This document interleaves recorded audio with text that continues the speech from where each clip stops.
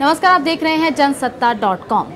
भारत के DGMO lieutenant general Ranbir Singh ने बताया कि 28 सितंबर को भारतीय सेना ने एलओसी पार कर पीओके में सर्जिकल स्ट्राइक चलाई।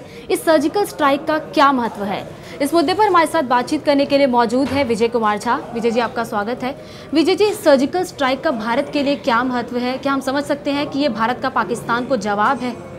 बिल्कुल, ये जवाब है और भारत की ओर से ये पाकिस्तान को कड़ा संदेश है कि उसे इस तरह भी जवाब दिया जा सकता है। अब उसे ज़्यादा सतर्क और तैयार रहना होगा। एक संदेश यह भी है कि सेना को राजनीतिक सहमति और सहयोग मिले तो कुछ भी कर सकती है। इस बारे में देश में किसी को पहले भी कोई शक नहीं था, लेकिन अब ये एक बार और साबित हो गई है कि सरकार छूट दे तो सीमित संसाधनों में भी हमारी सेना दुश्मन को तबाह करने में सक्षम है।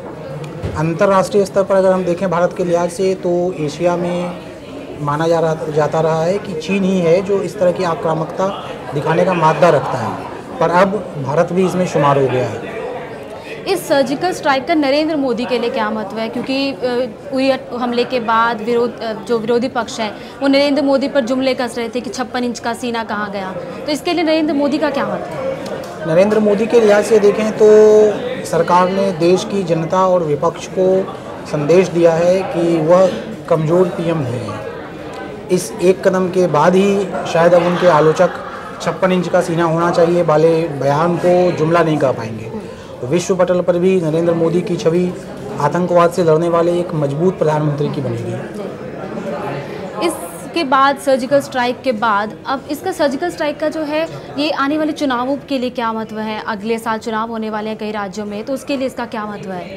देखिए, चुनाव और भाजपा के लिहाज से देखें तो विधानसभा चुनावों में भाजपा को इसका तत्काल फ़ायदा हो सकता है। हिंदू हृदय सम्राट की जो छवि उन्होंने पहले बनाई थी वह अब और मजबूत होगी। खास करके भाजपा को प्रचार के लिए एक बड़ा मुद्दा मिलेगा। वह खुद भी विकास के साथ राष्ट्रीय सुरक्षा के मुद्दे को जोड़कर अब चुनाव प्रचार में जा सकेंगे और ख़ासकर उत्तर प्रदेश, गुजरात और पंजाब जैसे राज्यों में जहाँ की चुनाव काफ़ी अहम हैं, और गुजरात में बताया जा रहा है कि भाजपा की स्थिति कमज़ोर है और गुजरात एक ऐसा ही राज्य है जहाँ पर कि सीमा पाकिस्तान से लगती है। तो इन सब चीज़ों को देखते हुए चुनाव में भाजपा को इसका फ़ायदा ज़रूर मिल सकता है। जैसा कि विजय जी ने हमें बताया कि एलओसी पार कर पीओके में जो भारतीय सेना ने सर्जिकल स्ट्राइक की है उसका नरेंद्र मोदी के लिए और आने वाले चुनावों में बहुत महत्व है। देश और दुनिया की और अधिक खबरों के लिए देखते रहिए जनसत्ता.com।